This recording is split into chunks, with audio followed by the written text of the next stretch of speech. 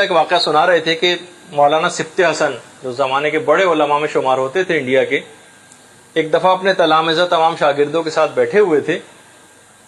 تو اپنے تمام بالکل ایک نجی سی ایک محفل تھی جس کے اندر علماء اور صرف ان کے طالب علم تھے۔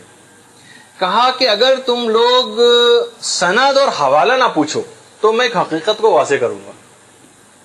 سند اور حوالہ نہ پوچھو تو ایک حقیقت کو واضح کروں گا کہ اگر کوئی شخص کسی بھی مریض کی صحت یابی کے لیے روزہ رکھے اور افطار کرنے کے بعد ایک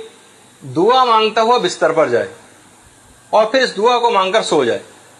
کہ اے زہیر ابن قین طبیب لشکر حسینی،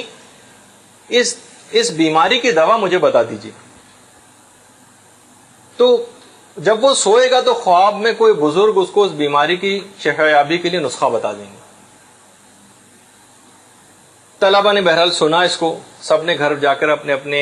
گھر کے اندر بھی واقعہ بتایا۔ اس میں سے ایک طالب علم تھا جو بہت زیادہ بیمار تھا، جس نے واقعہ سنا اپنے گھر میں جا کر بتایا۔ اس طالب علم کی بہن نے یہ عمل کیا ہے، روزہ رکھا اپنے بھائی کی صحت یابی کے لیے، افطار کے بعد بستر پر جا کر یہ دعا کی زہیر ابن قین سے، اور اس کے بعد سو گئی۔ خواب میں اس نے دیکھا کہ کوئی مرد بزرگ ہیں، چاروں طرف مجمع لگا ہوا ہے، کوئی چیز لوگوں کو لکھوا رہے ہیں۔ وہ بھی گئیں اپنے پاس کا اور کہا کہ میرا بھائی اتنے عرصے سے بیمار ہے، صحت یاب نہیں ہوتا، اس کے لیے بھی کوئی دوا بتا دیں۔ تو اس مرد بزرگ نے کہا کہ وہ خود اپنی بیماری کی دوا نہیں کرتا ہے، میں بھی اس کو دوا نہیں بتاؤں گا۔ کہا کہ نہیں، اس نے تو بہت علاج کیا ہے۔ کہا کہ نہیں، وہ مجلس حسین کا تبرک کیوں نہیں لیتا ہے، یہ کہا۔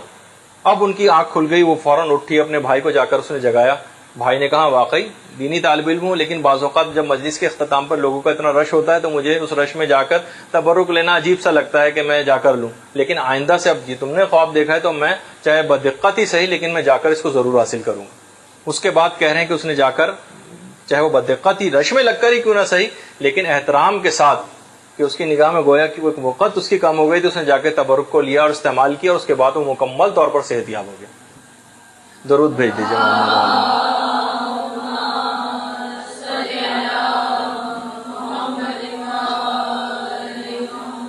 تو علماء یہ فرماتے ہیں کہ ہو سکتا ہے، ویسے تو روایات میں سے اتنا پتہ نہیں چلتا، لیکن ہو سکتا ہے کہ زہیر ابن قین نے علم طب میں کوئی کمال حاصل کیا ہو،